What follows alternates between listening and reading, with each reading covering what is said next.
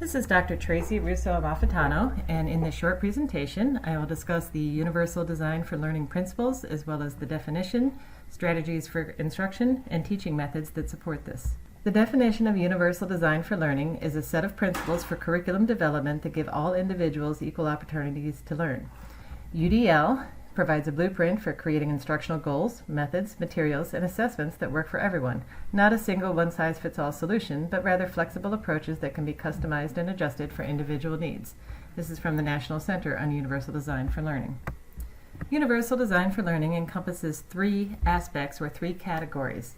First, the representation, or what, of learning, which is perception, language and symbols, and comprehension. The second is expression, or the how of learning, which encompasses physical action, expression and communication, and executive functioning. The third is engagement, or the why of learning. How do we recruit interest, effort, persistence, and self-regulation? In order to make something universal, in other words, universally designed for learning, think in multiples.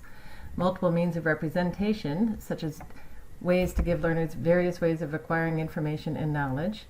Multiple means of expression, to provide learners alternatives for demonstrating what they know, and multiple means of engagement, to tap into learners' interest, offer appropriate challenges, and increase motivation.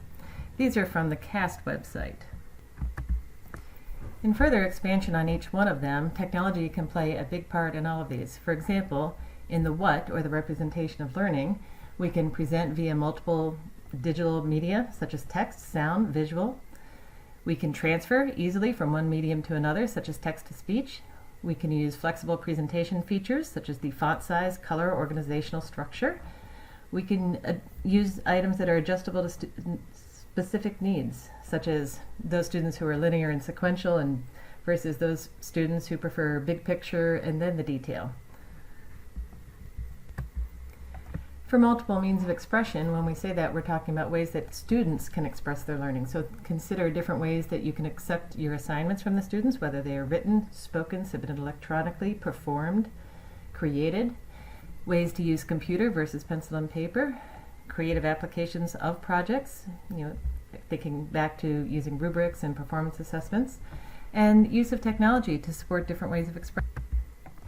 Student engagement is one of the items that is often most complained about from the teacher standpoint, and yet looking at its connection to learning, UDL fits right in.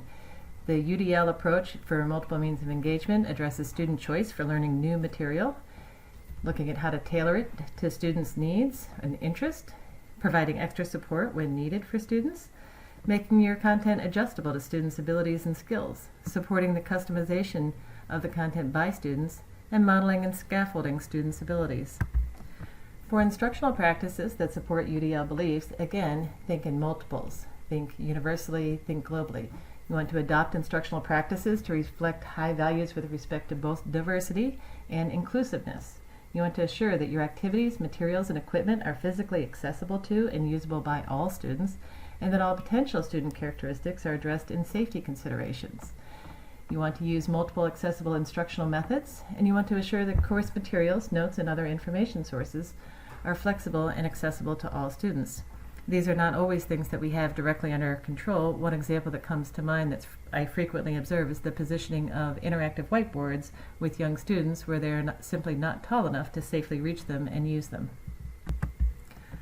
Other ways that instruction can support UDL philosophy is to encourage effective interactions between students and the instructor, as well as students and the communities and the families of their students, and also assure that communication methods are accessible by all participants. Again, this is a way that technology can often, especially for second language learners, help with that need.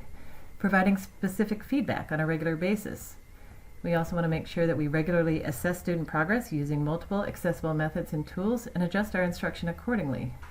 Want to make sure that we plan for accommodations for students for whom the instructional design does not meet their needs. When you're considering what teaching strategies to choose, you want to focus on personal learning preferences, not just of yours. If we're teachers, typically we like school, but of all the different students that you might be seeing in your classroom. You want to consider obvious as well as subtle barriers to learning.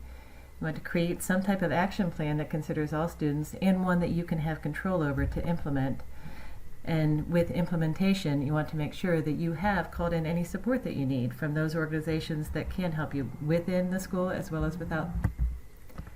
Teaching methods that support UDL provide multiple examples. They highlight critical features of the UDL process. They provide multiple media and formats, and they support the background context of all the individual students. They provide flexible models of skilled performance, opportunities for practice with sports or scaffolding.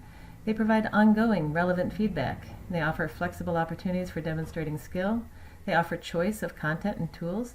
They offer adjustable levels of challenge. They offer choices of rewards and choices of learning context. This can seem like a lot if you're considering implementing it in all areas all at once. A lot of this does come with experience, and one of the best ways to get that is to choose one lesson or one area in which you would like to improve how your students perform in that, and focus on that to try out some different UDL teaching methods and strategies.